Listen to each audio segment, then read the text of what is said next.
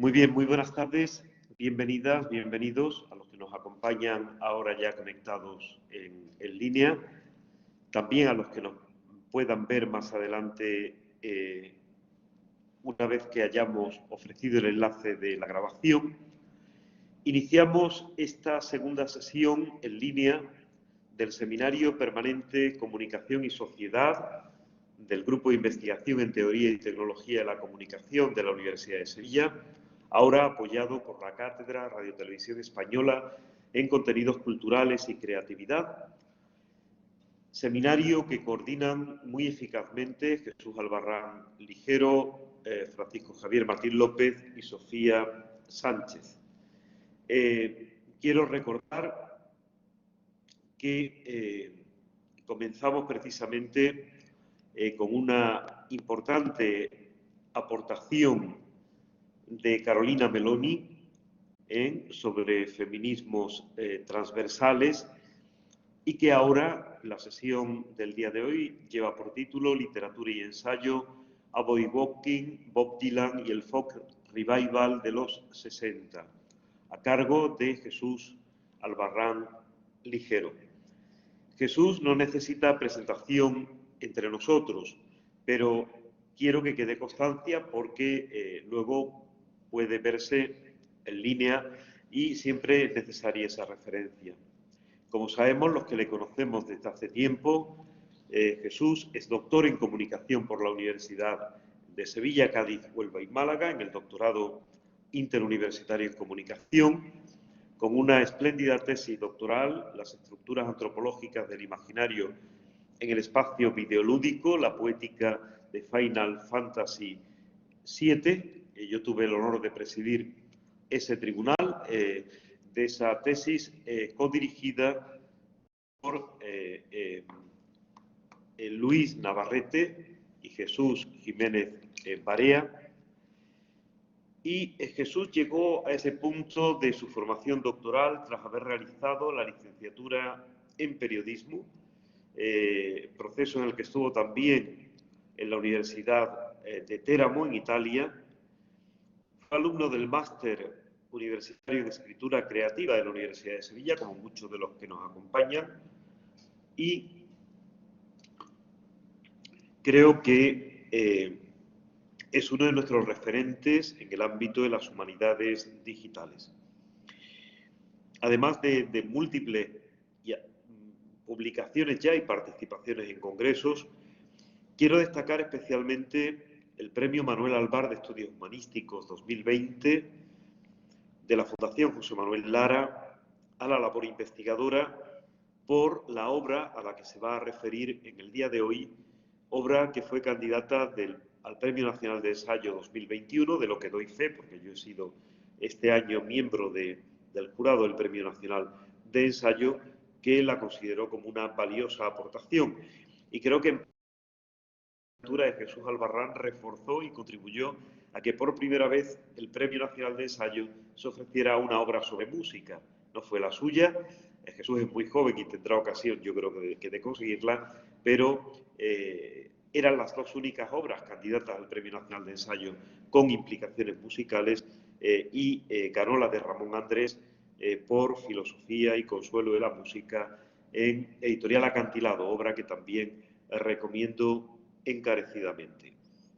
Hemos dicho que ha tenido ya una importante trayectoria en el ámbito investigador, ha sido también profesor de la asignatura Literatura, Música y Comunicación en la Universidad de Sevilla, profesor invitado del Máster Escritura Creativa, coordinador del aula de videojuegos en la Facultad de Comunicación y participa también en importantes revistas digitales. Es miembro de nuestro grupo de investigación en Teoría y Tecnología de la Comunicación y ha participado en importantes antologías y publicaciones.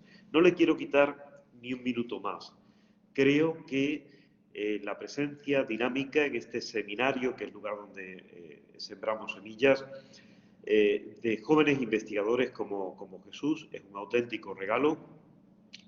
Hoy, cuando yo me retire, solo quedáis los jóvenes investigadores, bueno, y me tendré que retirar muy a mi pesar, como bien sabéis, para cumplir mi obligación en el máster de escritura creativa.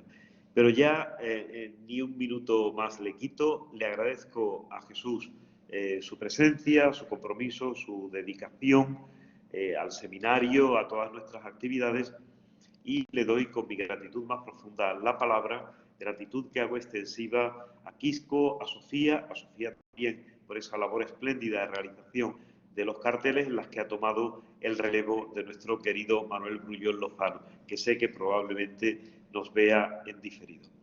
Desactivo mi audio y mi vídeo, pero sigo aquí presente, Jesús. Quitamos el cartel y tú tienes ya la palabra y la posibilidad de compartir la pantalla.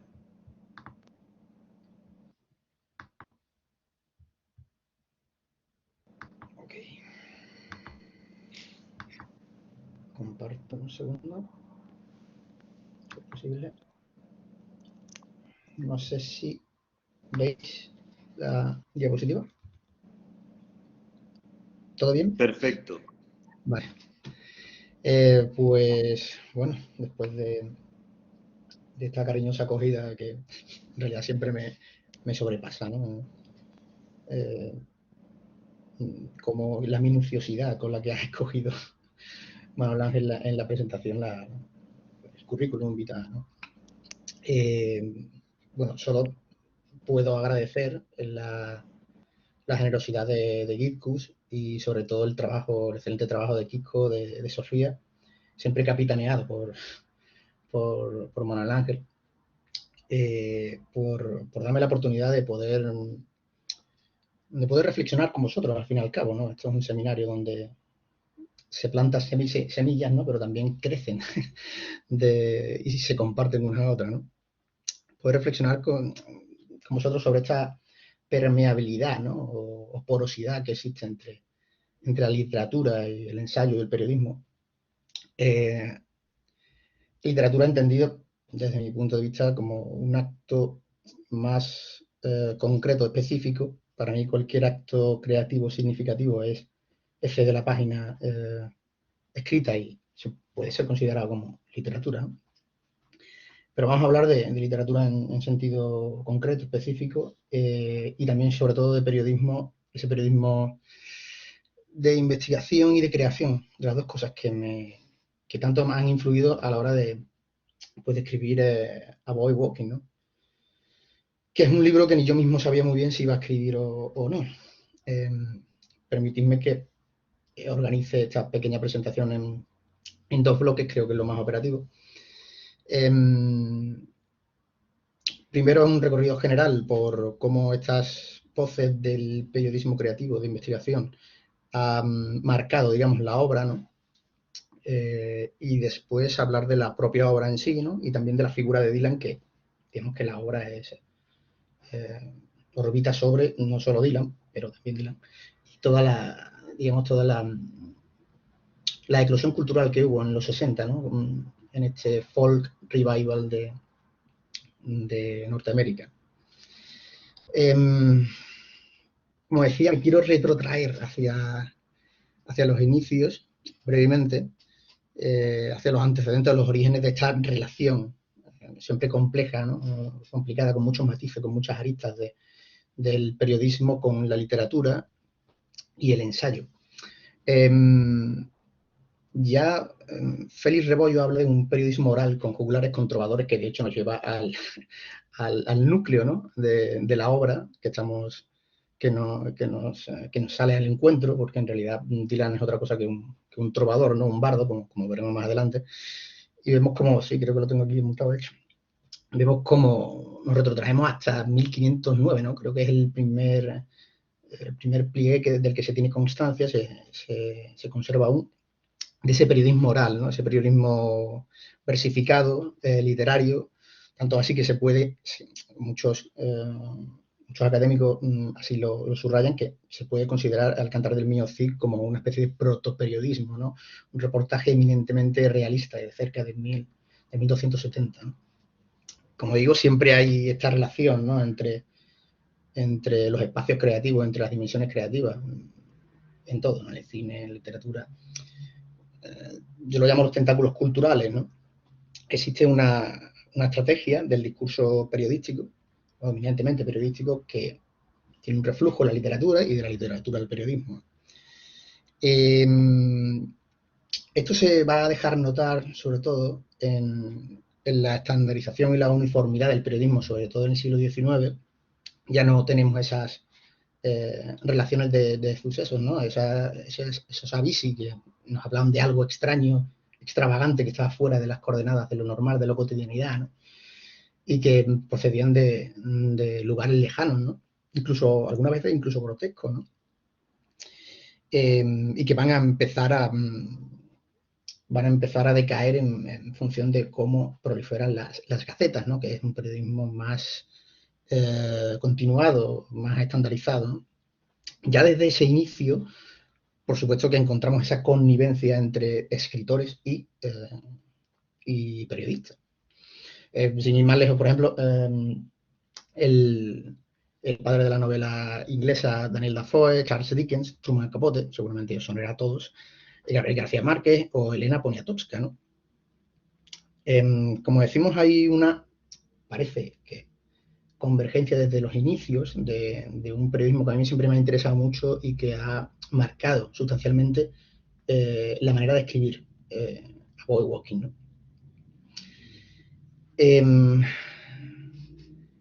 Pero en los 60 hay un periodismo que especialmente me interesaba mucho y que tiene que ver también con esta investigación ensayística y con las nociones y los vectores creativos que a mí me fascinaban más, ¿no? Me llamaban. Y es evidentemente el nuevo periodismo, ¿no? Ese nuevo periodismo que emerge, es un periodismo autoconsciente, creo yo que por primera vez a nivel teórico, ¿no? Que además tiene un efecto decisivo en eso, en los supuestos estéticos, ¿no? Del libro de Dylan, de A Boy Walking. El nuevo periodismo, evidentemente, fue algo continuista. Existía, por supuesto, algo que integraba tanto un hacer estético, ¿no? como un afán también por el dato, ¿no? por el hecho. Y digamos que integraba, sintetizaba tanto una subjetividad, ¿no? como una investigación, como una reconstrucción virtual y una preocupación estética. Los nombres os sonarán seguramente a todos: Truman Capote, Susan Sontag, Rex Reed, Norman Mailer. Curiosamente, este escritor es además el fundador de Village Voice, que es una especie de noticiario del barrio de Greenwich Village, donde se desarrolla la mayor parte del libro, y que también ha resultado una fuente secundaria para la escritura de A Boy Walking, ¿no? Y por supuesto Tom Wolfe.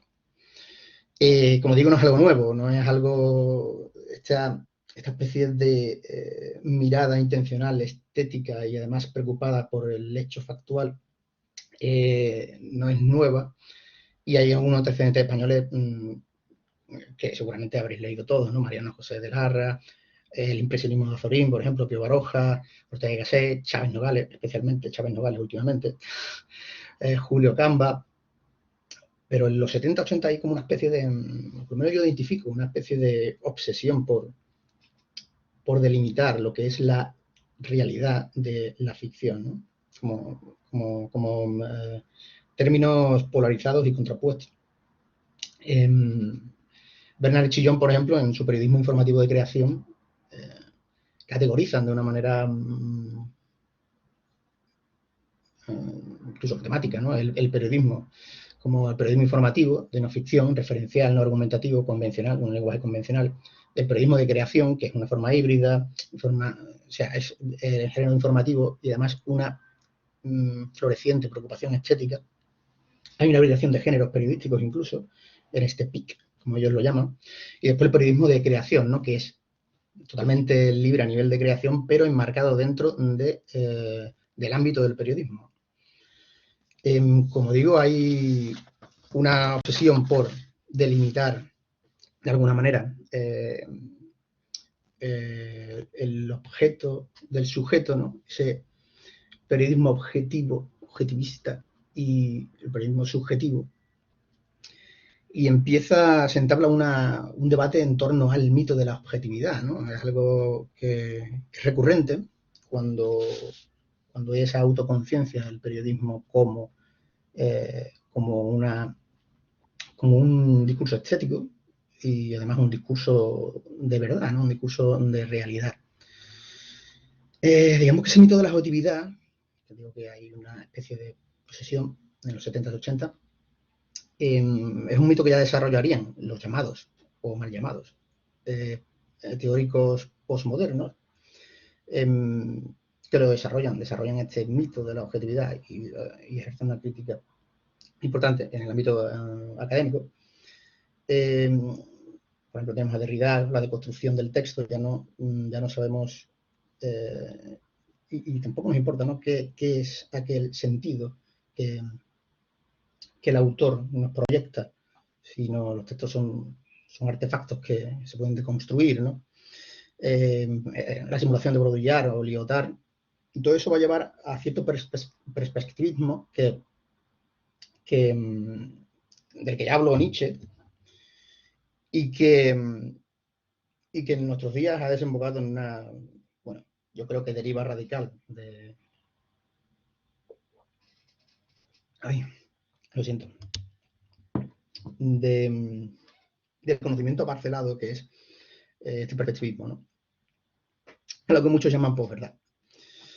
Pero aún así hay esfuerzos, ya digo, por mantener esa dicotomía de ficción a ficción. Por ejemplo, Muñoz Torres, ¿no? Cree que hay acciones efectivas, he dicho, que han tenido lugar, que son, o sea, son reales, y por eso, digamos que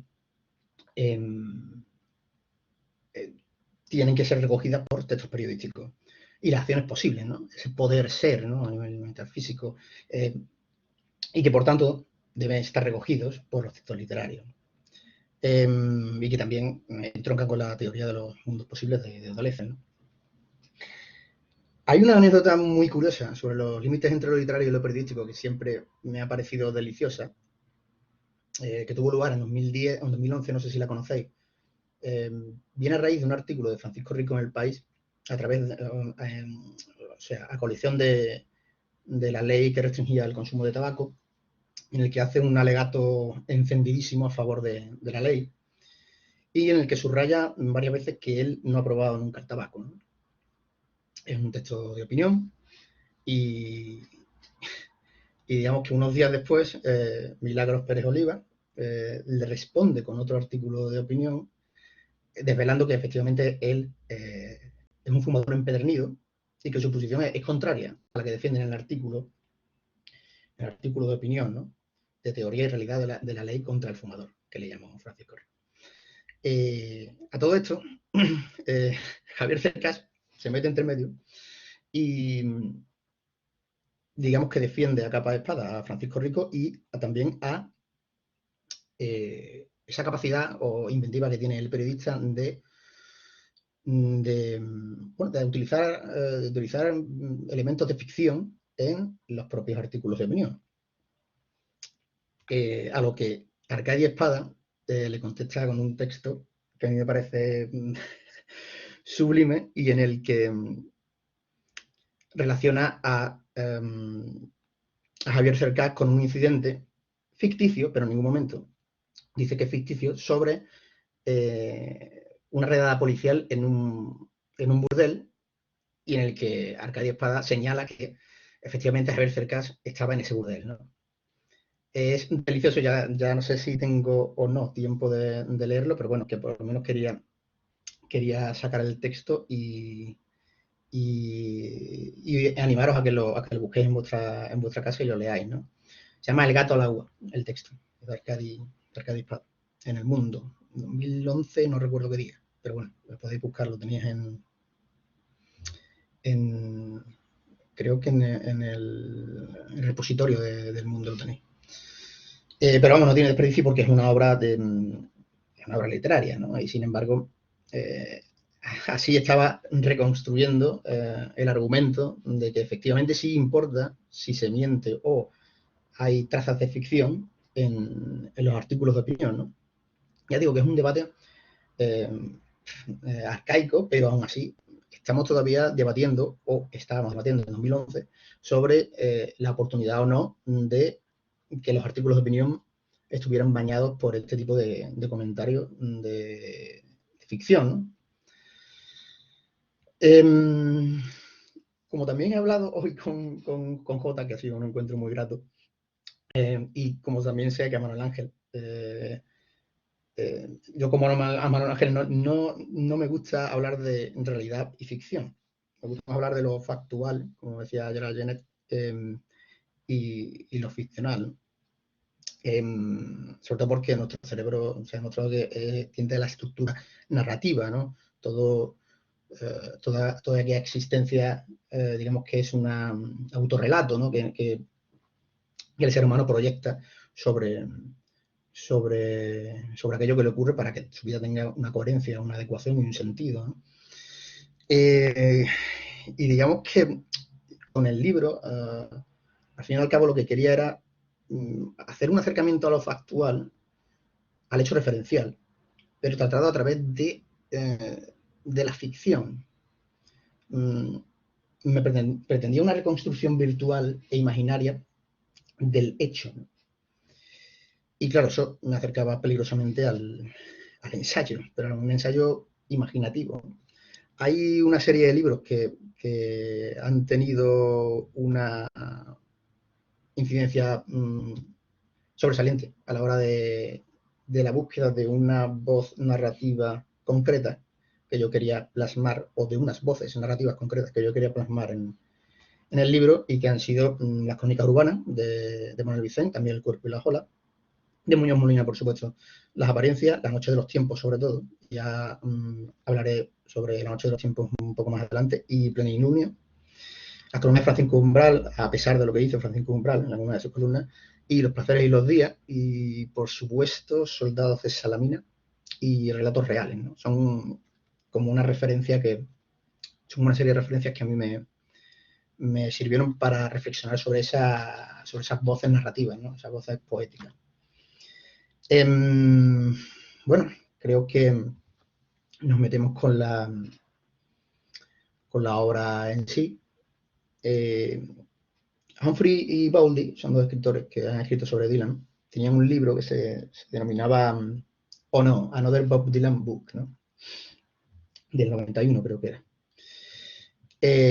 Y bueno, la verdad es que estoy tentado de compartir, si no completamente,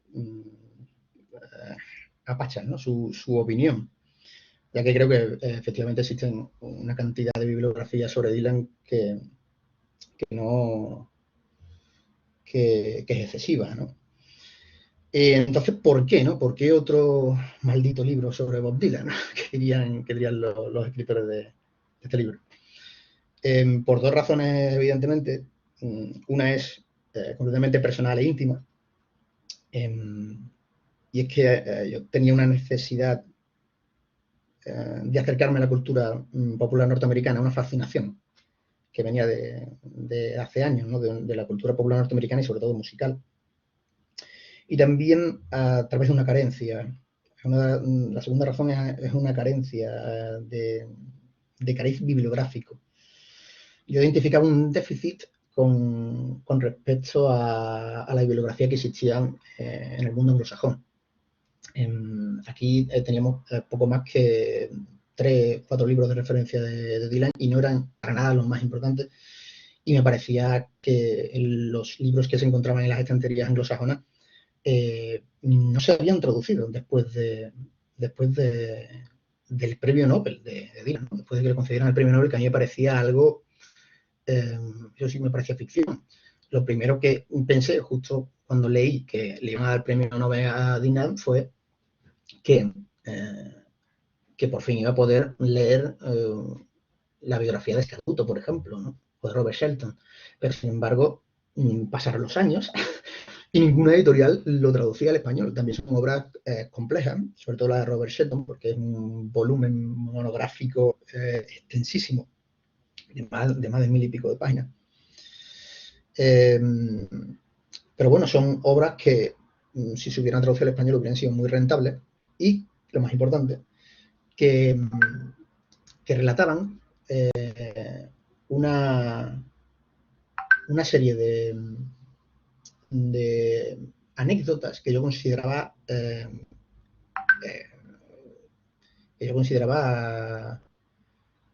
imprescindibles, que tenían que comunicarse al mundo hispano, por lo menos español, y que no existían, o sea, que no había constancia de ese tipo de anécdotas ni ese tipo de aventuras, ¿no? Al fin y al cabo era un viaje extraño. La vida de Dylan es un viaje polifacético, muy no sé si definirlo como neurótico, pero bueno, me parecía que realmente merecía la pena acercarme a esos libros que, digamos, de alguna manera revitalizaran lo que era no tanto la historia de Dylan, sino aquello que había de los 60 en lo que tenemos ahora, ¿no? Esta sociedad posmoderna. Volveré a eso más adelante. Disculpa porque tengo abierto algo y me está distrayendo, que creo que es el WhatsApp web, si no me equivoco. Y si me permitís lo cierro y seguimos para más seguridad. Vale. De acuerdo. Pues gracias por la espera. Y de esta necesidad, ya te digo, personal, íntima, mi preocupación sobre todo era porque Dylan era uno de los pocos músicos que había hecho una síntesis muy especial entre poesía y música como no se había visto antes en la historia de masas, ¿no? Entre otras cosas porque se estaba configurando ese tipo de dinámicas comerciales e industriales, ¿no? A principios de los 60, sobre todo musicales. Como digo, creo que hay biografías imprescindibles como la de Escadútula, de Rotor, de Hill y la de Shelton, que no existían en español y que yo esperaba recoger en un libro relicario, como yo le llamo, que no sé si es posible definirlo de otra manera, como es A Boy Walking, ¿no? Lo que tenía claro es que no quería hacer una biografía al uso, una biografía estrictamente al uso, no quería hacerlo. Y bueno, tiene una serie de características que podemos ver a continuación, por lo menos analizar someramente por encima. Este tipo de enfrentarse a un ensayo literario, si podemos definirlo así, a través de varios elementos, ¿no? Como digo, no pretendía que fuera una biografía al uso. Quería que fuera un artefacto polifacético que yo definiría como la síntesis de biografía, autobiografía, ensayo y recreación, literatura. El libro se centra en los primeros años creativos de Dylan, de 1961 al 66, porque bueno, hago una referencia biográfica a su niñez, por supuesto, pero los primeros años creativos son los más interesantes porque son donde se encuentran los mayores virajes creativos, las mayores experimentaciones a nivel musical y poético. Y digamos que para mí eran los años emblemáticos, ¿no? La edad de oro de Dylan y del folk revival, por otro lado, pero sobre todo la imagen de esos primeros años que fueron muy fértiles. De hecho, hubo años en los que publicó 2 discos por año.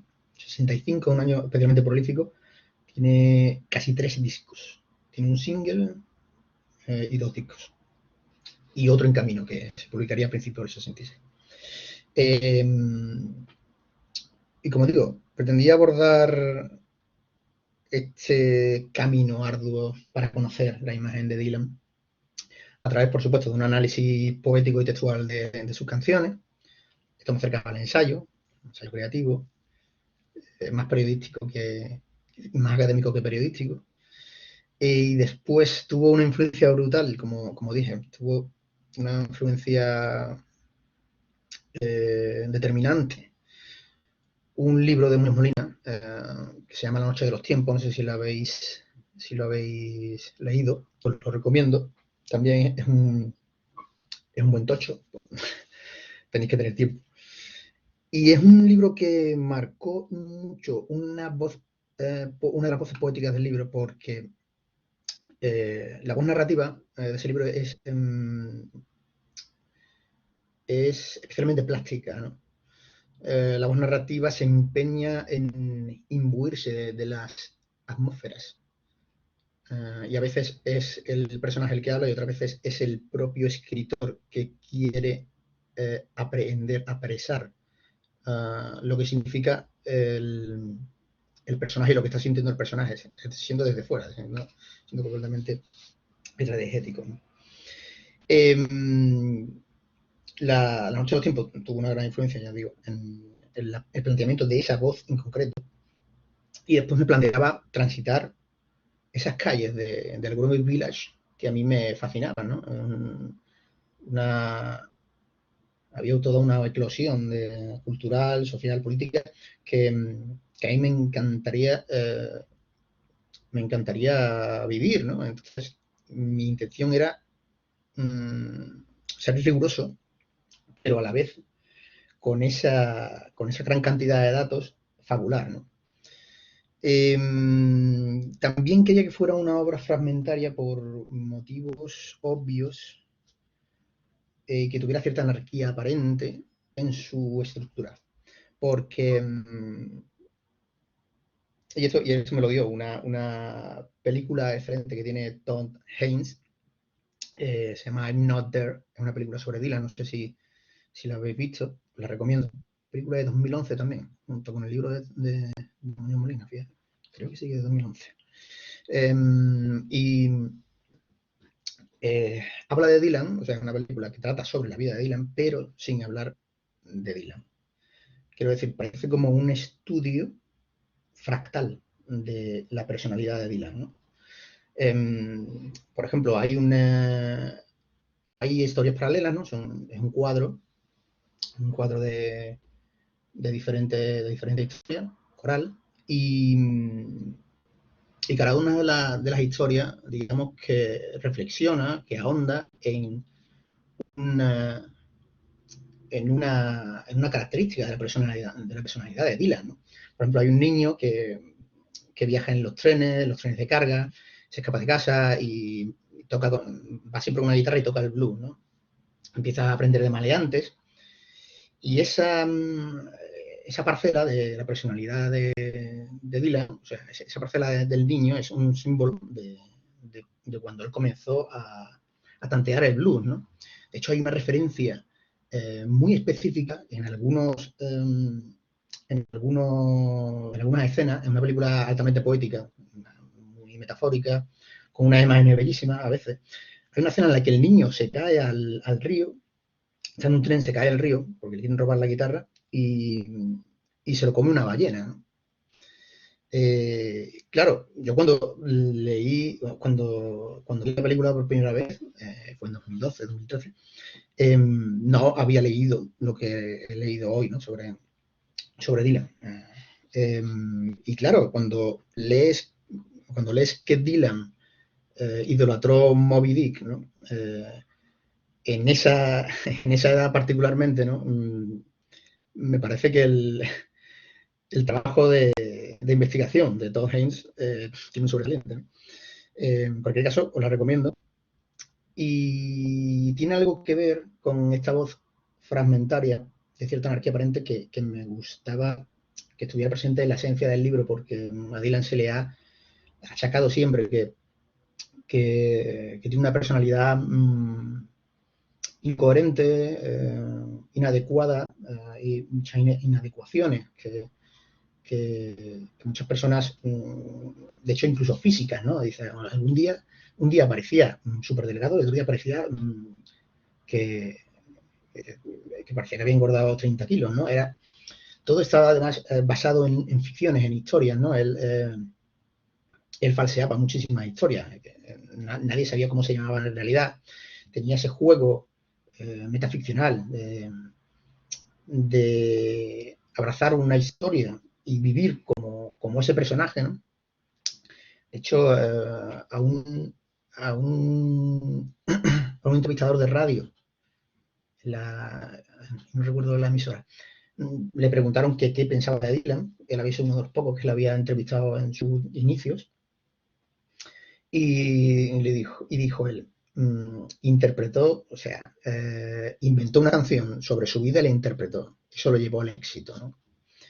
Entonces quería que hubiera esa cierta anarquía por similitudes, por analogías a la personalidad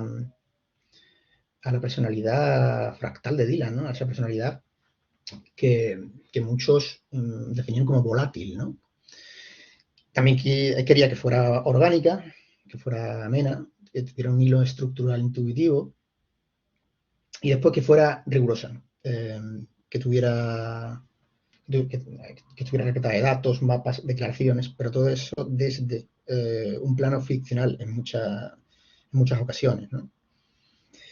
De ahí viene el compromiso factual con los hechos históricos que en realidad me parece que tenía que tener un libro de estas características, ¿no? Y después, fruto de esta fragmentación, también había unos límites difusos en la voz narrativa, ¿no?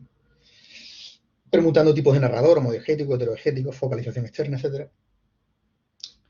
Y que digamos, pintaron un cuadro quizá cubista de lo que era o de lo que decían que era Dylan, ¿no? Y de lo que decía que era ese periodo de los 60 que tanto me fascina, ¿no? Digamos que quería subvertir de alguna manera ese pretendido objetivismo histórico que desprende la noción de biografía o la noción de autobiografía desde un punto de vista diltiano, ¿no? Incluso. Y lo que a mí realmente me preocupaba era saber qué existe de la persona y de este tiempo de los 60 en el autor del libro, ¿no?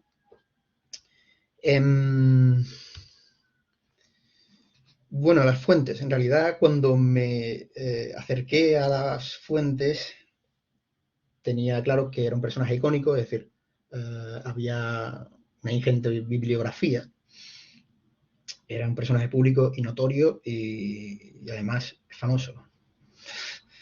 Esto me llevó a una búsqueda orgánica, porque no había ningún manual de referencia, en realidad. No había ningún manual imprescindible de referencia. Y bueno, efectivamente lo que tuve que hacer fue leer, ¿no? En realidad es lo que tiene que hacer uno cuando quiere hablar de cualquier cosa. Pero identifiqué o empecé a identificar una serie de patrones en la repetición de la fuente y caí en la cuenta que había una convergencia prácticamente omnipresente en las fuentes de 4 obras fundamentales, que son esas que os expongo aquí. Anthony Scaduto, Bob Dylan Intimate Biography, Robert Shelton, No Direction Home, Bob Dylan, el propio Bob Dylan, es la única autobiografía que tenemos sobre Dylan, autobiografía entre comillas, porque yo escribí una gran interrogación en si es una autobiografía. Creo que hay fragmentos extensos, fragmentos que son pura obra de ficción. Y bueno, de hecho el propio título es un poco juguetón, ¿no? Crónicas 1, cuando yo creo que en la vida va a sacar Crónicas 2, ¿no? Pero bueno. Y A Life in Stolen Moments, de Aileen Clinton, ¿no? Clinton Aileen. Y después, por supuesto, hay muchas obras interesantes, de muchas aristas, y que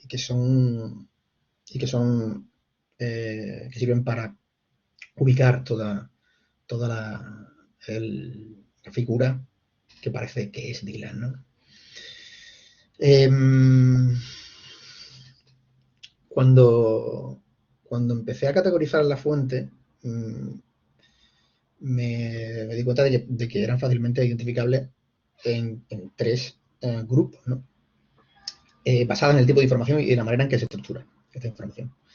Estaban las obras biográficas o autobiográficas, centradas en la vida, y las obras de Dylan, en un sentido, tiene una voz en tercera persona, en lenguaje neutro, parecido a una biografía o autobiografía al uso. Después había unas obras que eran ilustrativas, transbiográficas o interpretativas, que para mí eran las más interesantes en realidad, porque ahondaban en nuevas miradas, en dimensiones o perspectivas colindantes que orbitaban alrededor de Dylan, ¿no? Y de la obra de Dylan. Y estas solían también revelar aspectos novedosos gracias a la interpretación y reinterpretación de la obra, ¿no? Y sobre todo la voz narrativa era muy plástica, era del crítico, era del historiador, era sí, sobre todo del crítico, ¿no? Incluso del periodista, ¿no? Y después estaban las compilativas, ¿no? Entrevistas, curiosidades, letras, también que tenían carácter fragmentario, eran muy útiles a nivel de bibliografía porque es donde se encontraban la mayoría de anécdotas directas, ¿no? Digamos, porque muchas de ellas eran de la propia boca de Dylan, ¿no? Ya digo que son además detalladas y específicas, es algo que en Dylan creo que es un síntoma de que se ha escrito muchísimo sobre Dylan, que tiene compilaciones de prácticamente todas, de canciones, poemas, publicados en fanzines, incluso el libro de poesía que tiene escrito, y que muchos dicen que no es poesía, pero bueno, yo creo que sí. Y bueno, para concederos un ejemplo, de las biográficas o biográficas podemos intuir que la de Anthony Caduto, Robert Shelton y Dylan son biográficas o autobiográficas, aunque hay un gran signo de interrogación en la de Dylan, porque ya os digo, creo que es una obra de invención dylanita en el 50% de su volumen.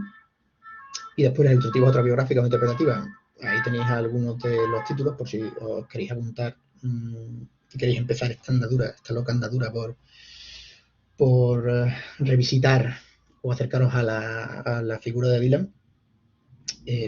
Por aquí os lo dejo.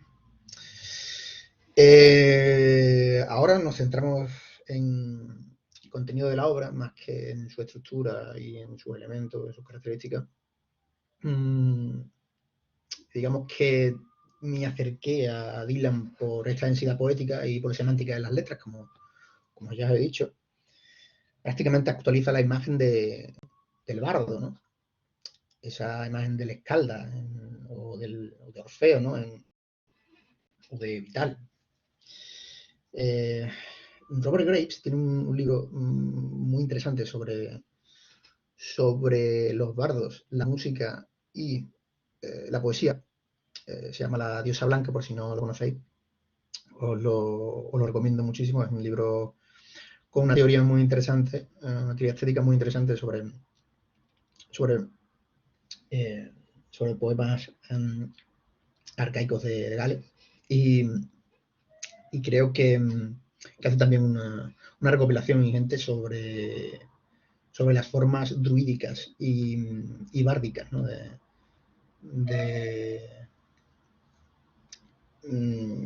No ya solo de Gales, sino de toda Inglaterra, ¿no? Y bueno, también me llama muchísimo la atención que sus letras y su forma estaban marcadas por un humor y una inteligencia fuera de lugar, ¿no? en su entorno cultural, y que reconducirá después, más tarde, al vodevil francés, ¿no? al cabaret. Dylan es un gran admirador del cabaret, de esa fiesta carnavalesca y del blackface, ¿no? Y de toda esta tradición del circo ambulante, sobre todo a principios del siglo, en Norteamérica, ¿no? Como decía, realiza una síntesis apasionada entre poesía, simbolistas franceses, beats, y música popular, y una soberbia sabiduría sobre la música popular Dylan a su edad. Buddy Guthrie, Pete Seeger, Almanac Singer, Odetta, Dave Van Ronk. Y también apreciaba que la figura de Dylan figura icónica de Dylan como tal, no parece que tuviera ningún legado musical. Porque, bueno, se ha especulado, se ha dicho, se ha escrito que el heredero, ¿no?, más directo de Dylan podría ser Bruce Springsteen, por ejemplo. Yo creo que Bruce Springsteen no concentra las características esenciales, ¿no? Creo que es el gran intérprete de la canción popular, pero lo que hacía Dylan ciertamente estaba en otra órbita, ¿no? Se ha hablado de Tom Waits, que también tiene un tono carabaretero, ¿no? Ultrajado, ¿no? Esos vales ultrajados, pero tampoco era un gran creador y esta síntesis poético-musical no la profesaba, ¿no? Quizá el fenómeno más parecido que hay es Leonard Cohen, pero musicalmente Leonard Cohen hace una música más cercana al cancionero francés, ¿no? Que no a la música propiamente genuina. Y esto es algo que de hecho obsesionó mucho a Leonard Cohen, porque él quería encontrar un sonido propio, como sí había hecho, o sí parecía haber hecho Dylan en algunos discos, sobre todo los eléctricos, que para mí son de los mejores que ha dado Dylan. Y era consciente de este déficit, pero quizá en esta síntesis de poesía y música es el fenómeno musical, además también por su despliegue, por su despliegue industrial en el mundo de masas, ¿no? Quizá el fenómeno más parecido es el de Leonard Cohen, aunque tiene este déficit musical que el mismo Cohen a veces se obsesionaba con él. Ya digo, la influencia de Dylan en los años 60, sobre todo el 61 al 66, que son los años más prolíficos de Dylan, son prácticamente todo lo que concentraba la música popular y que además estaba reconduciendo las emisoras radiofónicas. Pero ciertamente las pretensiones de Dylan estaban en otra órbita diferente, ¿no? Quizá estemos hablando de la primera vez que se acerca la poesía, esa densidad poética, a la música a nivel de medios masivos, ¿no? También por esa emergencia de los medios masivos a principios de los 60, ¿no? Y bueno, concentraba referencias prácticamente en todos los frentes.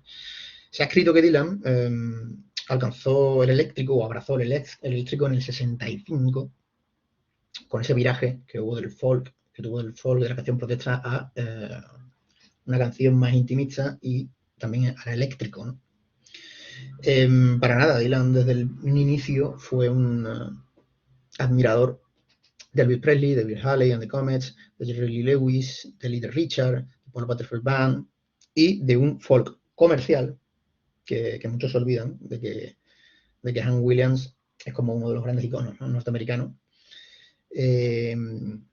Pero está bañado, creo yo, por un afán comercial, aunque tamizado por esas primeras canciones folclóricas enraizadas en lo popular, ¿no? En el blues le encantaba a John Lee Hooker, al que conoció y fue telonero en Nueva York, Dave Van Rock, Odetta, Victor Spivey, Brian Lemon Jefferson, Ma Rainey, la madre del blues.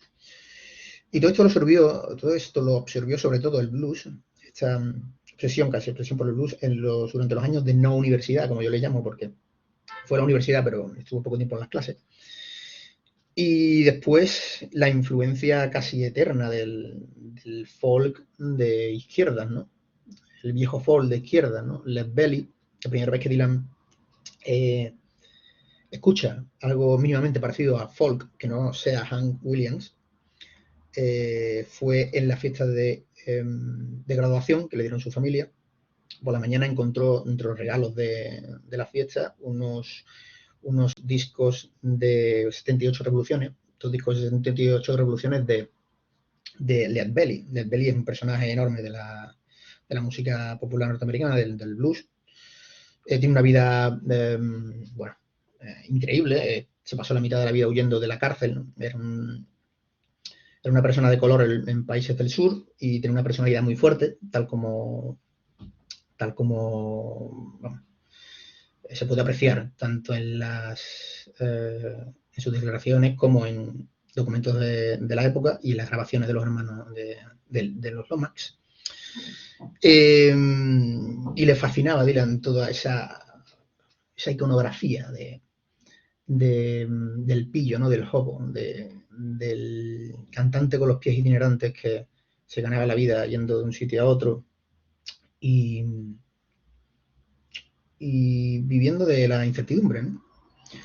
Algo que reconducirá después el sentimiento, la emoción de los poetas beats, ¿no? Que conocerá después. Los Allman Singers, Johnny Cash, Pete Seeger, Sonny Terry y sobre todo Buddy Guthrie, de quien hablaremos ahora en unos minutos. Y por supuesto después ya a partir del 63 al 66, de Animals, The Beatles, The Rolling Stones, con un carisma pop eléctrico. Incluso hay quien se atreve a declarar que Dylan inventó el folk rock o el pop folk. Bueno, yo creo que ya existían y estaban, y estos, sobre todo de Animals, de Beatles y de Rolling Stones, estaban apuntando hacia esa dirección que Dylan en la que quería caminar, ¿no? No quiero dejar de recordar o hablar de Buddy Guthrie, por si interrumpí en cualquier momento. No lo he dicho, pero en cualquier momento me podéis interrumpir y si quieres preguntar o matizar algo, estáis totalmente, sois bienvenidos. Como decía, Buddy Guthrie tuvo la vida que quiso vivir Bob Dylan, ¿no? Tuvo mal de Huntington en un hospital de Greenstone, en Nueva Jersey. Escritor y baladista incansable, y concentraba todas las características, todas las intuiciones que a Dylan le fascinaban, ¿no? Era la imagen del típico hobo, además un genio que utilizaba como materia prima las canciones populares para cantar por los obreros y los pobres, ¿no? Ahí tiene muchísimas canciones alentando a los obreros a que se unieran a los sindicatos, ¿no? a las unions, que se llaman en Norteamérica. Era algo parecido a los sindicatos. Y claro, todo este tipo de ingredientes fueron una costelera explosiva para Dylan, ¿no? Además, un creador prolífico, tiene más de 500 canciones originales, por lo menos que se conozcan, y por supuesto tiene una gran obra antifascista. Cada una de sus canciones tiene un mensaje que canta por la libertad, en el sentido tradicional de la palabra, rozando el comunismo muchas veces, aunque él nunca estuvo afiliado al Partido Comunista. Y tenía una pegatina que fue mundialmente conocido por esta manera de entender la lucha a través de la canción protesta, ¿no? Que decía la pegatina: "This machine kills fascists", o sea, esta máquina, la música, ¿no?, que hago mata fascistas, ¿no? Escribió innumerables artículos periodísticos, pero tiene dos obras literarias. Una es Bound for Glory, escrito en el 43, que es la autobiografía de Buddy Guthrie, un documento excepcional que habla de la vida tan ardua que tuvo que vivir. Se recorrió el país 3 o 4 veces en autostop. Su madre murió de Huntington también, una enfermedad que le dejaría paralítico a él también. Y su vida es un constante disfrute de la canción, de la guitarra y el viaje, ¿no? Lo tenéis en Global and Rhythm, creo que lo publicó en 2008, Bound for Glory. No conozco otra edición, y esto es grave porque Global Rhythm acabó quebrando. No sé si podéis encontrarlo fácilmente o no. Además es muy buena edición, está muy bien editada y tiene un CD con canciones básicamente interpretadas desde la misma garganta de Woody Guthrie, ¿no? Esta obra la diseccionó Dylan.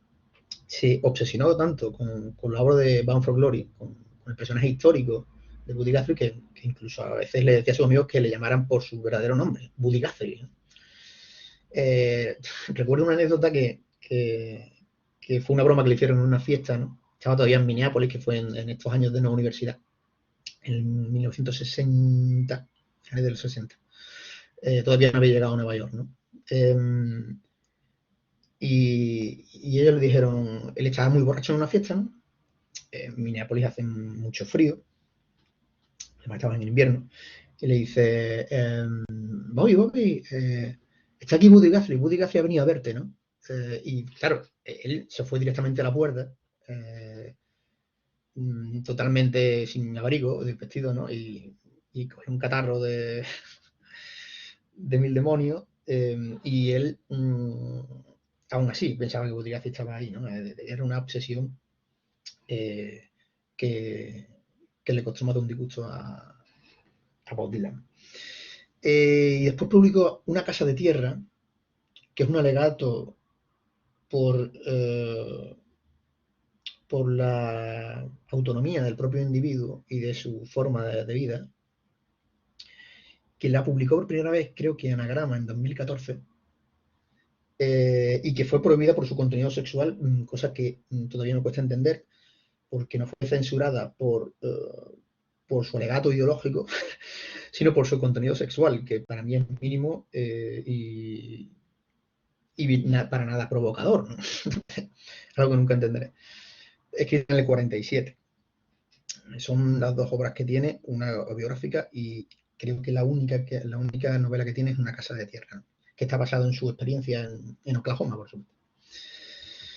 Y bueno, hay un montón de referencias que el propio Dylan asimiló, ¿no? Las llamadas Child Ballads, son 305 baladas, que incluyen la temática de amores prohibidos, el deseo, la obsesión, el incesto, la locura, la traición, la violencia, todas esas indicativos de una música popular que se recondució a partir del remanente del siglo XIX, ¿no? Y que empezaba a cristalizar a principios de siglo. Lo mismo le ocurría a la antología de la música americana, de Harry Smith, que son 64 canciones grabadas entre el 26 y el 33, y que constituyen prácticamente el grueso de las canciones interpretadas en el segundo Folk Revival. Estas características formales de este tipo de balada van a chocar en principio con una gran capacidad de absorción por parte de Dylan y después con una transmutación de esa materia prima, ¿no? en algo que se puede definir incluso como un imperativo periodístico por parte de Dylan, ¿no?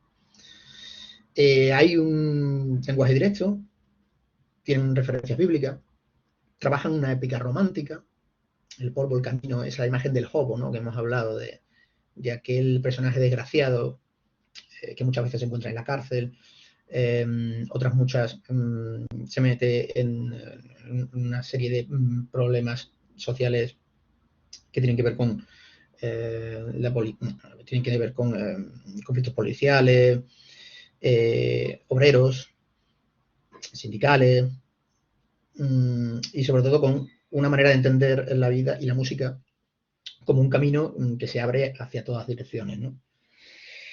Y el segundo Folk Revival lo que va a ser reconducir todo este tipo de características de estas canciones como una herramienta estilística para hablar de aquello que estaba ocurriendo socialmente en Norteamérica, ¿no? Sobre todo en las grandes ciudades. El fenómeno Dylan y Folk Revival sobre todo es un fenómeno universitario y digamos que esta materia prima va a servir para afianzar una manera de entender el arte y la protesta, ¿no? Y todo se va a converger en una crítica social, sociopolítica y también musical, ¿no? Quería compartir con vosotros una canción que, si os parece bien, interpreto. Es una canción que todos conoceréis, las he traducido al español, por si alguno tiene dificultades con inglés. Es una canción que puebla series, películas. Si habéis tenido la gran desdicha de ver Watchmen, que es una película es una película de una grandísima obra de Alan Moore, que destroza básicamente la obra original. Algo parecido a lo que ocurre con otra obra de Alan Moore, también llevada al cine por las hermanas Wachowski, llamada V de Vendetta. Digamos que esta canción se encuentra en la articulación de toda la abertura, ¿no?, de la película. Es Time Started Changing. Y se convirtió directamente en un himno por la libertad de los derechos civiles, ¿no?, que era todo este movimiento, de toda esta eclosión social de una clase social formada que estaba deseosa de participar en política, ¿no?, y deseosa de participar en la vida en comunidad, ¿no? Algo que después, gracias también a la deriva estética de los beats, se reconduciría hacia el movimiento hippie, pero con otra serie de características más diluidas, ¿no? No tenían tantos tintes políticos. Y esta canción, digamos que cristaliza bien la manera en que componía Dylan y denunciaba a la vez, ¿no?, esa crítica, ese tiempo de cambio que existía en esa época, ¿no? Dylan sabía bien a quién iba dirigida la canción. Un amigo suyo, Tony Glover, se fue a pasar unos días a su casa, a Nueva York, a su piso, el piso cuchitril que tenía en la calle Cuarta Oeste, y vio el boceto de esta canción, ¿no?, The Times That Are Changing. Él vio el boceto, la escritura, y le preguntó, Dylan, ¿qué mierda es esta? O sea, ¿esto qué es? Y dijo Dylan, al parecer, esta es la mierda que quieren escuchar hoy en día. Sabía perfectamente que iba a ser un éxito y parece ser que lo tomó eso como algo más allá del arte, ¿no? Se puede definir. Entonces, me gustaría interpretarla, si os parece bien. Tenía un par de temas más, pero creo que no tengo la cejilla aquí, cosa que me produce una profunda tristeza. Pero bueno, para que veáis cómo llegó a convertirse esta canción tan autoconsciente, ¿no? Dylan sabía perfectamente para quién la estaba escribiendo porque sabía el momento que estaba viviendo, ¿no? Cómo esta canción llegó a encumbrarse como uno de los himnos, ¿no?, de la libertad por los derechos civiles, ¿no? Cojo la guitarra y vamos allá. No sé cómo voy de tiempo, creo que voy un poco mal. Pero bueno, quería poner el tinte musical. No sé si se escucha bien.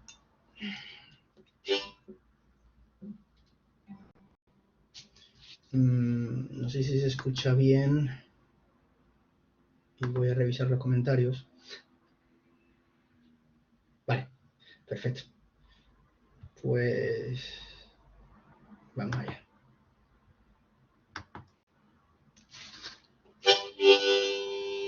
Come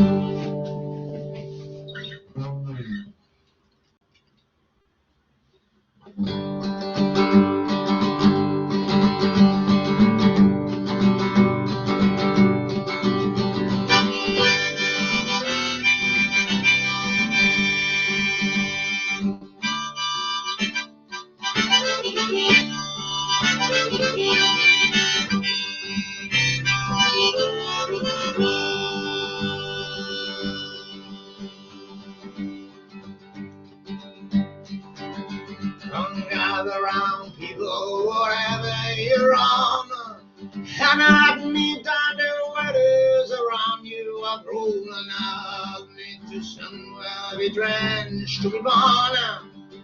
Is it time to you? It's for saving. It's whether you start swimming or you sink like a stone. 'Cause the times they are changing.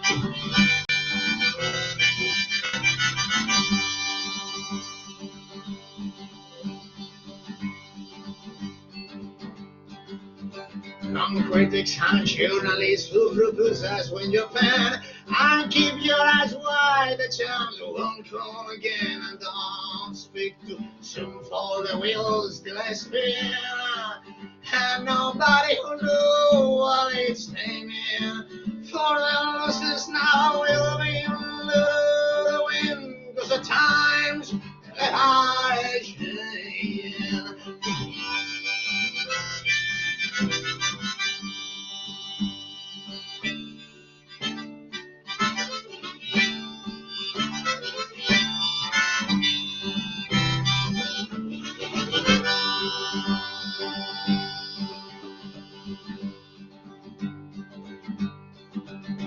On politics and congressmen, please heed the call. And I'm stirring the doorway, block up the hole. A mouse just hurts my eye star.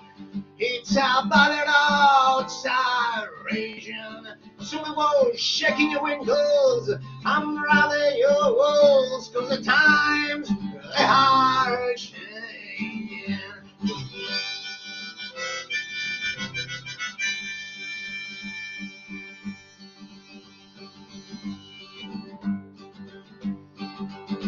Come mothers and fathers throughout the land, and don't criticize what you can't understand.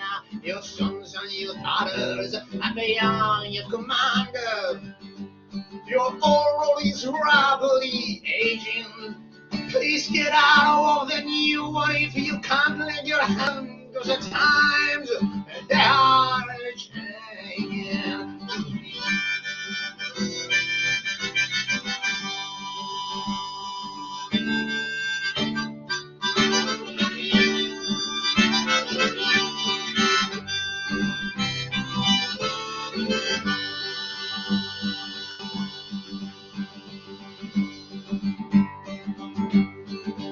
And the line it is raw, and the course it is cast, and the slow one now will be let it be fast as the present now.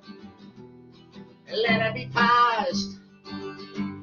The order is rapidly aging, for the slow one now will be let it be fast, 'cause the times they are changing.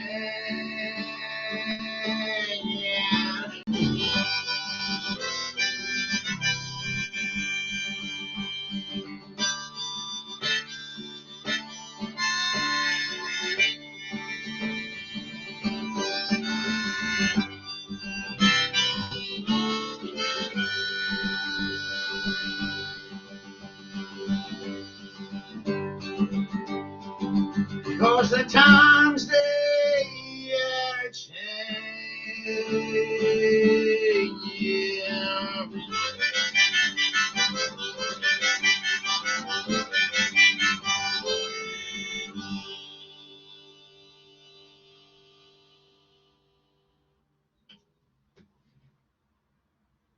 Ouais.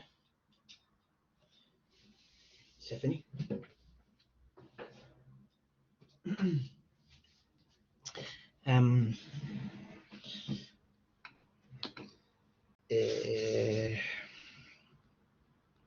sé si voy bien o mal de tiempo.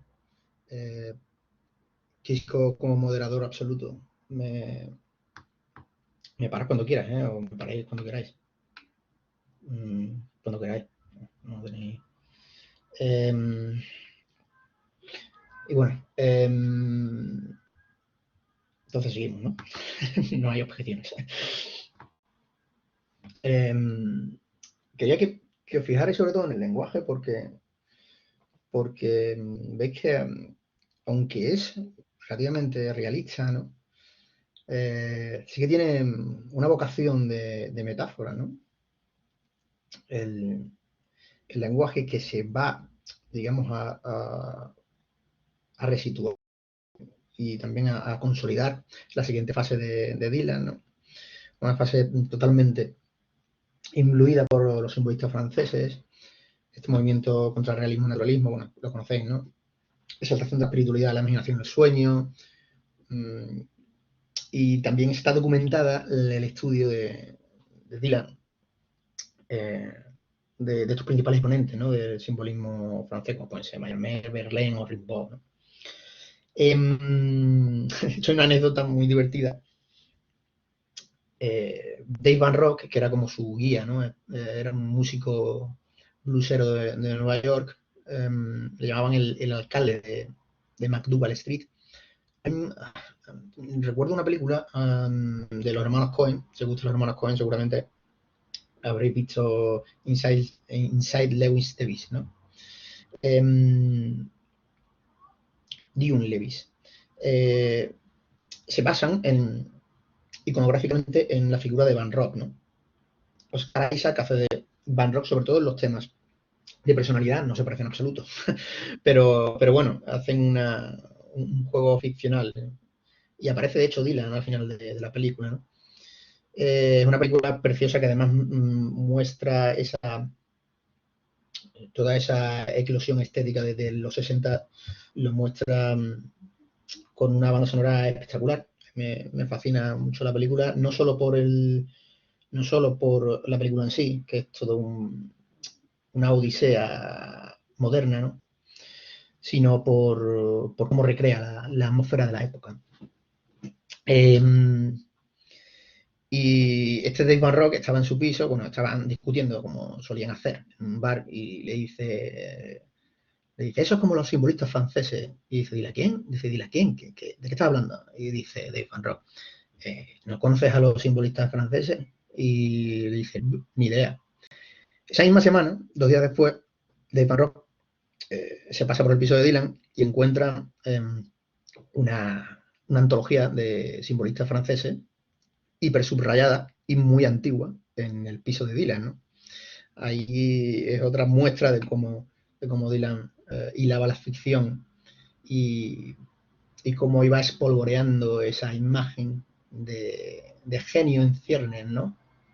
Yo no conozco esto, pero sin embargo te hago una obra como A Hard Rain's Gonna Fall, que para mí es uno de los temas que más me ha impactado en la vida y que desgraciadamente no podemos cantar. De hecho, era mi obsesión principal, que no os perdierais A Hard Rain's Gonna Fall. Me parece un temazo impresionante. Y por supuesto la poesía beat, ¿no? Este movimiento que todos conocemos, ¿no? Que además valora mucho el lenguaje legal, la ingesta de drogas, el alcohol, la experimentación, una visión, una dimensión de la realidad que tiene que ver con la filosofía oriental, un rechazo de ese materialismo, ¿no?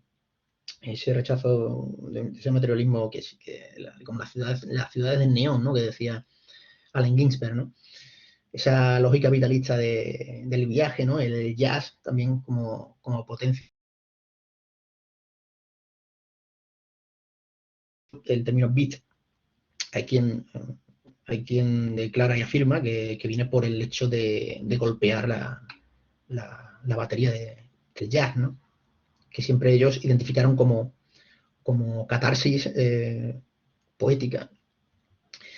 Y quería interpretar a Hard Rain's Gonna Fall, pero creo que me estoy quedando sin tiempo. Y está incluida en el disco de Free Willing, os la recomiendo encarecidamente.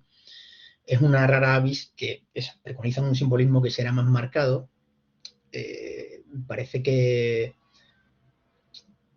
se gestó en noviembre del 62, que fue con la crisis de los misiles de Cuba. Y bueno, Dylan dijo que quería exponer en una canción todo aquello que había vivido, ¿no? Que había vivido porque no sabía si iba a vivir más allá de una semana o 2 semanas, ¿no? En este entorno, claro, así, a nivel metafórico, plasmó un entorno apocalíptico de terror social e incertidumbre, ¿no? Es una canción muy expresionista, como podéis observar, pero que a mí me parece de una estructura y composición brillante. Tiene mucho de este romanticismo, del simbolismo francés. Y vamos a analizar por lo menos brevemente cómo Dylan construye, ¿no? este discurso poético de una manera plenamente consciente y con una visión poética muy marcada. Hay quien dijo que Dylan lo escribió del tirón, cosa que dudo, y bueno, está formado por un pareado, 5 versos, ¿no? Siempre hay un pareado y una serie de versos. Este pareado es la primera voz poética, que es la voz materna, paterna, y después una segunda voz, que es un joven, ¿no? Es una canción que está basada en una balada inglesa antigua que se llama la balada de Lord Randall, y además es un poema, y esto es cosecha propia porque en realidad nadie lo identifica como tal, de un poema de Walt Whitman que se llama Salud au monde, sobre todo por la expresividad de los términos de la canción, ¿no? Y por los verbos de oí, vi, ayer encontré, ¿no? Tiene una estructura muy parecida a Salud au monde en según qué estrofas, ¿no? Y bueno, tiene una tonalidad expresionista apocalíptica, y lo que hace este zigzag huidizo de la canción es que tiene forma átona en casi todos los versos del joven, y está plagado hay varias aliteraciones que serán como un sello de Dylan, ¿no? De aquí en adelante. Dylan siempre ha compuesto basándose en un ritmo, en la improvisación y en la musicalidad de las palabras, sobre todo, ¿no? Y es algo, curiosamente, que identifica uno o escuchándole, y después certifica esos mismos pensamientos con declaraciones puntuales de canciones de Dylan, porque Dylan no siempre, de hecho es bastante mararabi que comparte sus pensamientos, ¿no? Ante periodistas. Tiene declaraciones como, por ejemplo, yo cuando compongo, yo siempre canto cuando compongo, incluso narrativa, ¿no? Cuando estoy escribiendo narración, estoy hablando. Eso ocurre con las canciones de Dylan, ¿no? Y a eso se debe tantas aliteraciones, esos juegos con el sonido constantes, ¿no? Como por ejemplo, estas tres, ¿no? Dozen Dead Oceans o Thousand Miles in the Mouth, o este que es precioso también. With Wild Walls. Tiene una serie de características que, como digo, y que me apena mucho no tocar, porque me encantaría además que atendierais a la letra en sí, ¿no? Porque no vais a tener oportunidad de leerla si no la conocéis. Y bueno, no sé si... ¿Cómo vamos de tiempo, Kiko? Si me puedes asesorar.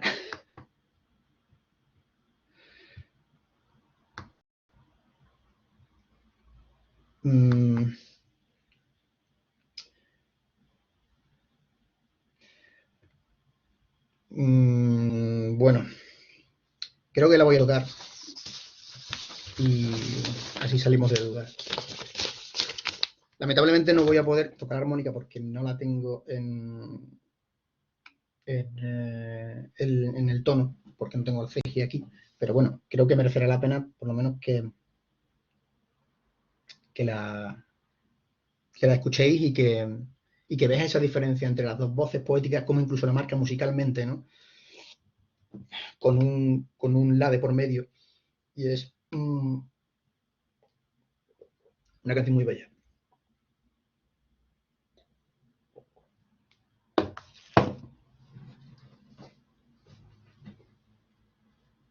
Cojo de nuevo la guitarra.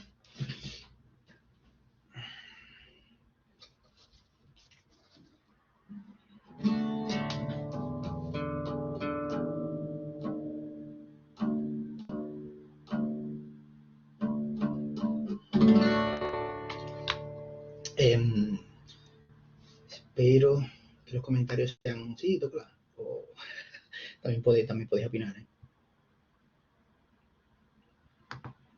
como queráis. Pero bueno, egoístamente la voy a tocar, aunque me quede la mitad de la presentación en la chistera. I have rains, it's gonna fall.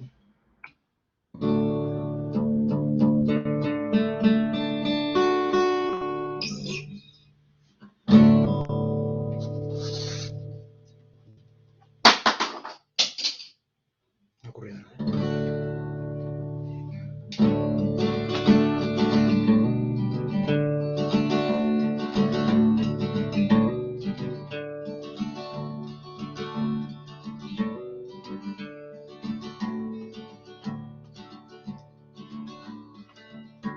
Oh, where have you been, my blue eyes on? Oh, where have you been, my darling young one? I'm stumbled off the side on 12 misty mountains. I walk and crawl on 6 tricky highways. I'm standing in the middle of 7 safaris. I've been holding thrown over those and good oceans. Been in 10,000 miles in the mouth of a graveyard. And it's a hurt, it's a hurt, it's a hurt, it's a hurt, it's a hurricane.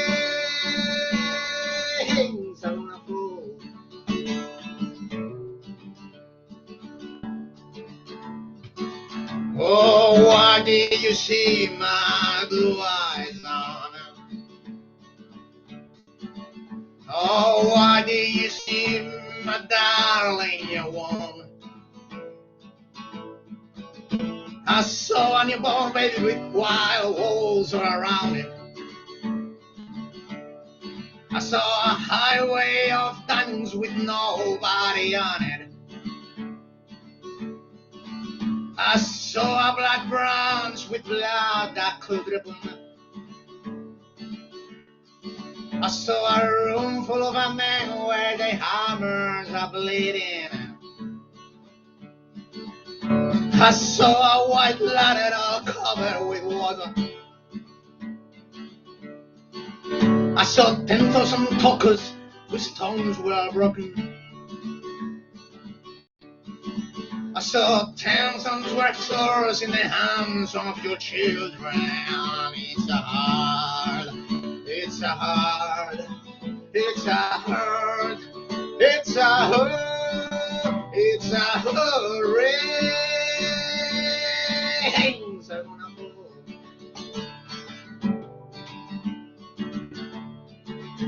Oh, why do you hear my blue eyes on? Oh, why did you hear my darling young one? Hear the sound of a thunder that rolled around.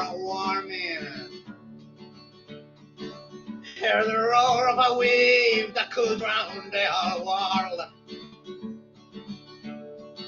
I hear 100 drummers whose hands were blazing.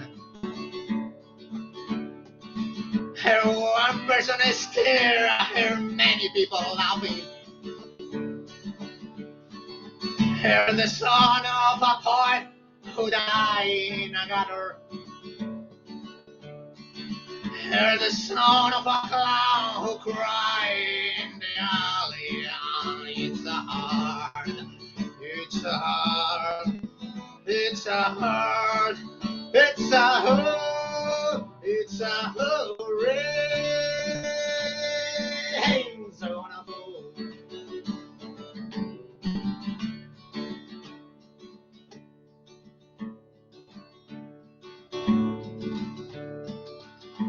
And what I lead on now, my blue eyes on. And what I lead on now, my darling young one.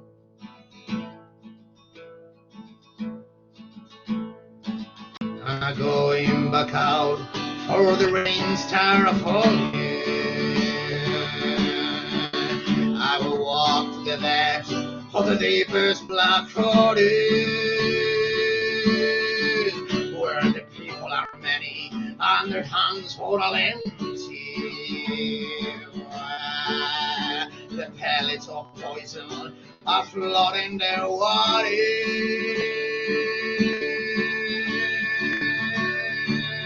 Where the horn in the valley meets the down dirty prison.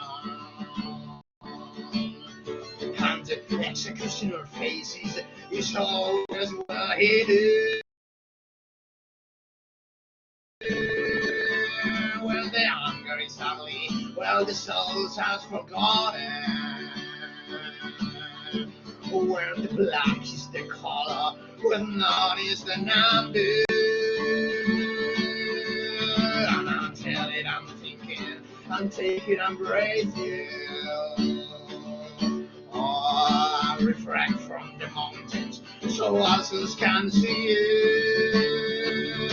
And I stand over the ocean until it starts to sink in.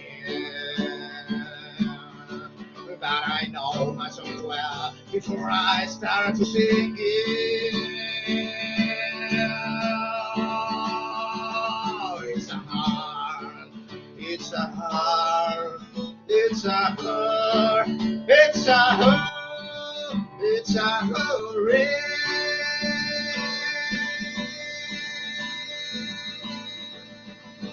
Hey, so gonna fall.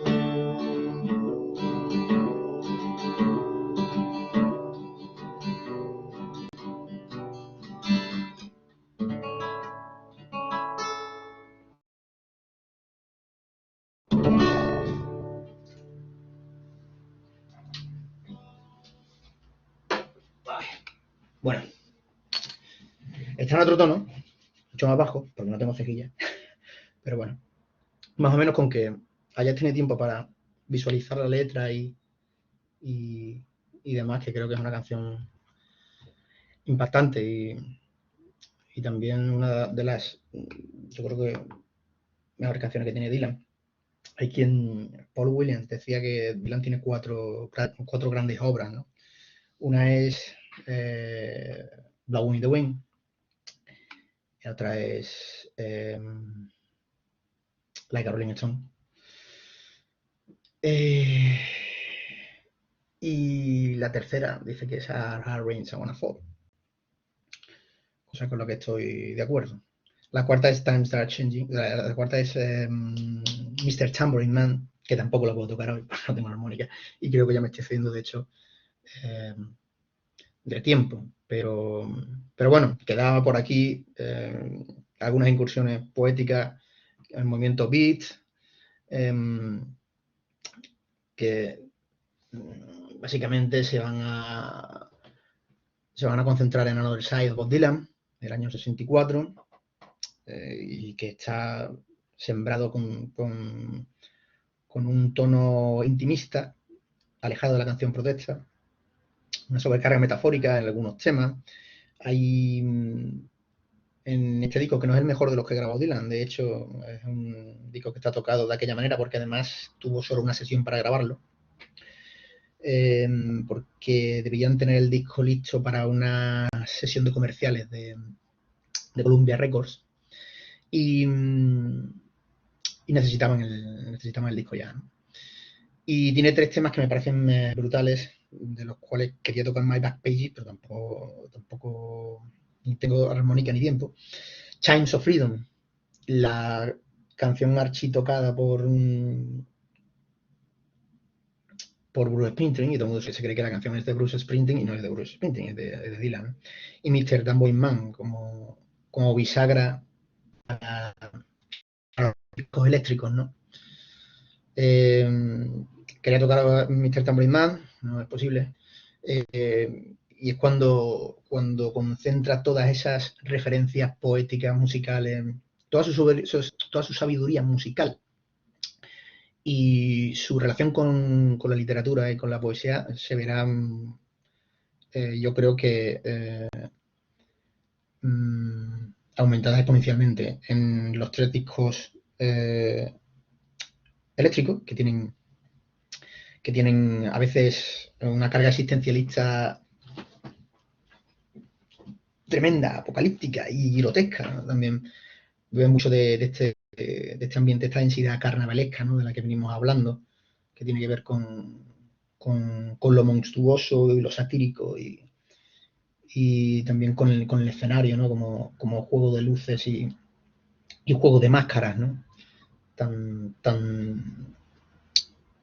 Tan feliz como horrible, ¿no? A la vez, ¿no? Y claro, van a aflorar los temas urbanos, sobre todo, y son discos de jazz y blues chicagoense, sobre todo eléctricos, junto con temas más pop folk rock. Y algunos temas parece que incluso adoptó, ¿no? Esa manera que tenía Jack Kerouac muchas veces, ¿no? De afrontar la creación, ¿no? Esos rollos kilométricos, ¿no? Que tenía Kerouac precintados, ¿no? Con cierto celo y con celo a la hora de escribir esa corriente de conciencia, ese pensamiento fluido, ¿no? Y bueno, también quería obsequiaros con la Rolling Stone, pero tampoco me va a ser posible. Y bueno, poco más, no quería tampoco excederme y al final ha sido 1 hora y 3/4. Espero que hayáis disfrutado, por lo menos que hayáis reconocido, conocido referencias que no teníais y que os pueda ser útil, y para cualquier cosa, recomendación, debate, comentario, estoy por aquí para lo que necesitéis. Ya que estoy aquí, voy a hacer un poco de spam, y bueno, también me dedico a veces con el grupo, tengo a 4 compañeros que sacamos un disco hace poco, un vinilo, y bueno, quería reivindicar también esa manera de entender la música. Son temas originales y bueno, las influencias evidentemente pasan por todo esto que hemos hablado, ¿no? Se llama William Prime, por si queréis buscarlo y demás. Y poco más. Perdonad un momento de spam, porque de hecho no recordaba que tenía esto aquí siquiera y ha salido un pop-up. Estoy aquí por aquí para cualquier tipo de comentario, matiz, lo que queráis, ¿no? Y creo que voy a dejar unos pocos minutos para este debate o para lo que queráis comentar, ¿no? Muchas gracias, Jesús. No sé si se me escucha. He abierto el micro. Ahora ya, si queréis, podéis abrir los micros y el vídeo. Nos quedan unos 15 minutos. Si nos alargamos unos minutos más, tampoco pasa nada. Y yo, en primer lugar, Jesús, voy a intentar que no se me corte la conexión. Pongo la imagen, ¿vale? Si veo que me va la línea un poco floja, para no caerme, la quito. Pero voy a intentar que me veáis. Jesús, muchas gracias, antes que nada, por traernos la obra de Dylan, por compartir tanto conocimiento y también el proceso creativo, no solo sobre la obra de Dylan. Y para mí al menos ha sido un regalazo lo que nos ha hecho, más que el tiempo, que nos ajustemos o no al tiempo, el que nos hayas cantado esas canciones es un regalazo. Y yo que te he escuchado otras veces y he tenido la suerte además de escucharlo en el propio piso, a mí me trae muchos recuerdos también y así que te lo agradezco doblemente. Y bueno, en primer lugar quería eso, agradecerte que nos hayas acercado tu obra, tu proceso creativo y felicitarte además por ese magnífico trabajo que ha tenido, el reconocimiento que merecía y que ahora podemos conocer aquí de primera mano. No me quiero extender mucho y quiero también dar la palabra a quienes quieran aprovechar este momento para dialogar contigo, preguntarte o comentar lo que quieran. Pero quiero aprovechar antes de compartir la palabra para sencillamente hacerte una pregunta a nivel general.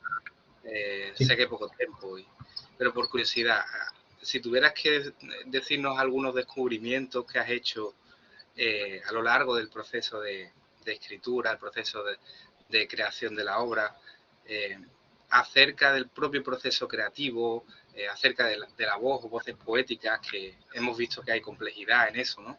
A la hora de estructurar el libro, es decir, por un lado, el proceso creativo, pero también sobre el propio, no sé si se me oye. Sí, se ha cortado un momento, vale. Bueno, descubrimientos que nos quieras desvelar o acercarnos, simplemente, o destacar acerca del propio proceso creativo, la voz poética, las voces, cómo lo has estructurado, cómo lo has ido hilando, tejiendo, y también, si quieres, alguna anécdota, algún descubrimiento personal que hayas hecho acerca de la vida y aventura de Bob Dylan, ¿no? Porque seguramente sea, si no uno de los máximos conocedores, seguramente, de la vida de Dylan y de su música, además de interpretarla, ¿no? Así que si nos quieres compartir con nosotros alguna anécdota, algún descubrimiento que hayas hecho sobre esas dos cosas, a mí me encantaría escucharlo. Bueno,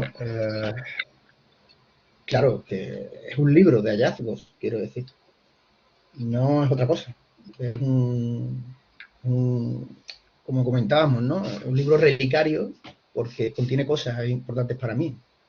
Me guardan un relicario cosas que son muy preciadas, ¿no? Emocionalmente, personalmente. Es una caja íntima donde guardas tus mayores tesoros, ¿no? Al fin y al cabo. Y por supuesto que hay muchísimos hallazgos. Es un libro de hallazgos. No podría sintetizar. Pero sí que es cierto que he aprendido mucho, no solo sobre Dylan, sino evidentemente sobre sobre mí mismo. Muchas veces me pregunto a quién hago referencia con el título, si es a Dylan o es a mí, o es a la frase del poema del que he tomado prestado el título, ¿no?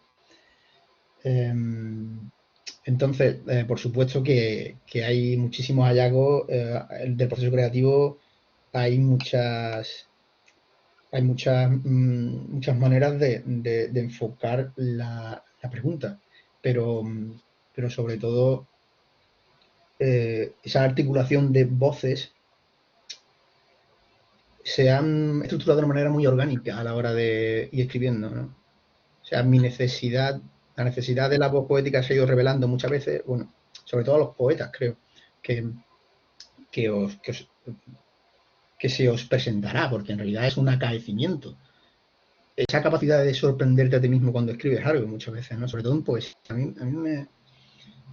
y que seguramente tú nos puedes hablar mejor de eso que yo, Kiko, o Sofía. Es esa manera de sorprenderte de ti mismo, ¿no? Quiero decir, no porque lo que hayas escrito esté en consonancia y crees que es bueno, no. Hablo de una verdad interior que tú exteriorizas de una manera en concreto con una serie de pautas estéticas que a veces están basadas en el inconsciente, que te sorprendes con tu propia escritura. Muchas veces durante el libro he tenido esa sensación de sorpresa, no por la forma en la que yo tengo escrito, sino por las conclusiones a las que llega el discurso y por la permeabilidad de las voces. Cómo he podido pasar de una voz a otra de una manera muy cómoda, en función de las necesidades de lo que yo creía que estaba ocurriendo. Es decir, a lo mejor podía partir de una imagen, partir de una cafetera en un bar, ¿sabes? Pero al fin y al cabo es lo que ese tipo de estructura tan anárquica como yo quería que estuviera en el libro, se ha resuelto de manera muy orgánica. Había veces que yo pensaba que esta atmósfera que concentraba biografías, por ejemplo, de un bar o de una esquina en concreto, merecían que me detuviera en la imagen y que a partir de la imagen recreara todo lo que yo sabía sobre el evento a través de una voz ficcional que se inscribiera en el discurso, ¿no? Ocurre lo que decía Muñoz Molina, que a él le encantaría saber cómo huele un café de los años 70 en Milwaukee, por ejemplo. Y él tiene esa necesidad de acercarse a las ventanas, como si fuera un cuadro de Edward Hopper, me acuerdo mucho porque además siempre lo nombra a Edward Hopper, Muñoz Molina, y esa especie de silencioso voyeur, ¿no? De estar disfrutando del momento, de la atmósfera. Esa voz se ha manifestado a lo largo del libro de manera muy orgánica, ya digo. Cuando la he utilizado, lo necesitaba el texto. Yo no lo necesitaba. Entonces, esa manera de sorprenderte a ti mismo, ¿no? Que el texto te diga, ahora mismo es aquí. ¿Sabes? O sea, esa puntualización que tiene el propio discurso es un proceso creativo muy curioso. Me sorprendió varias veces porque cuando ocurre eso, parto de la imagen directamente. Rompo con todo lo anterior y parto de la imagen que está ya dentro del discurso didáctico. Quizás sí, eso han sido, pero ya te digo, es un libro de hallazgos, no podría ahora mismo condensar todo. ¿Y eras todo lo que consciente he en ese aprendido. momento, con esas sensaciones de que el texto tiraba de ti o te pedía utilizar esa Por imagen? supuesto, claro. Sí, totalmente. Cuando tenía esa sensación tenías que además partir de lo específico, pero además de lo específico que parecía anodino, ¿no? De un copo de nieve cayendo en un dispensario de periódicos, ¿no? Que eran muy comunes en aquella época. Ahora todavía, pero todavía más en los 60. Entonces, claro, era una urgencia del texto. Yo no... Y lo identificaba como eso. Y ese tipo de planteamiento, es que, ya te digo, es una...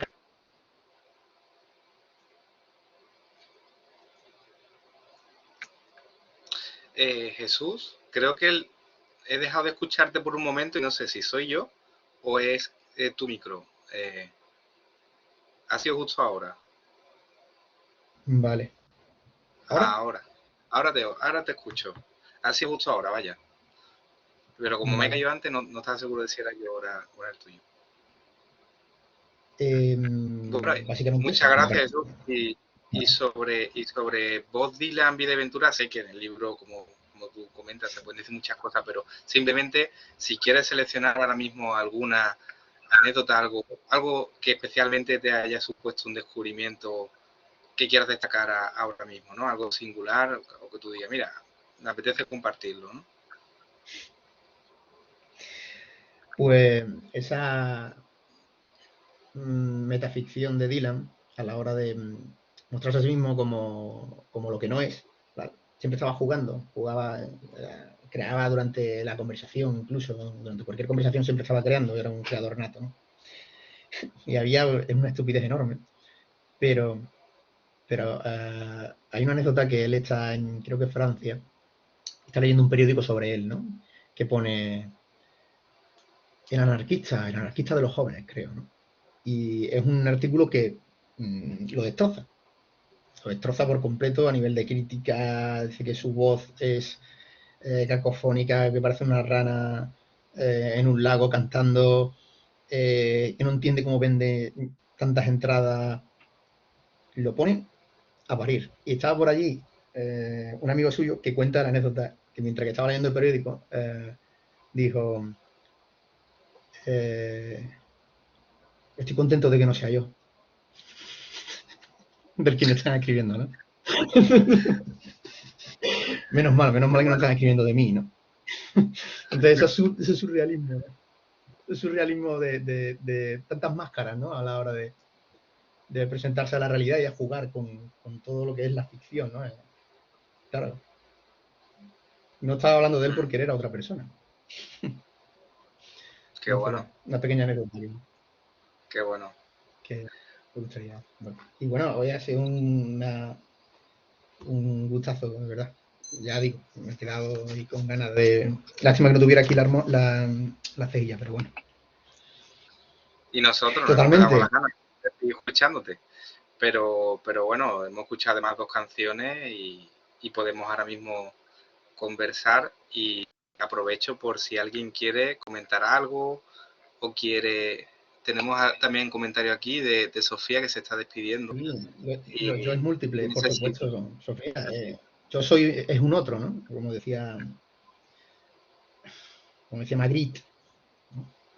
Entonces, hay un montón de conexiones ahí con la poética de Dylan y con ese simbolismo. Pero bueno, que ya a vuestra disposición, lo que queráis, se queda un poquito, ya es tarde también. Como queráis, si queréis lo dejamos Gracias, aquí. Sofía. Esperamos. Un abrazo. Sofía, un abrazo enorme. A ver si es posible que te vea pronto. Y ya comentamos. ¿Alguien quiere matizar, comentar algo? Hijo, ¿te has ido? Bueno.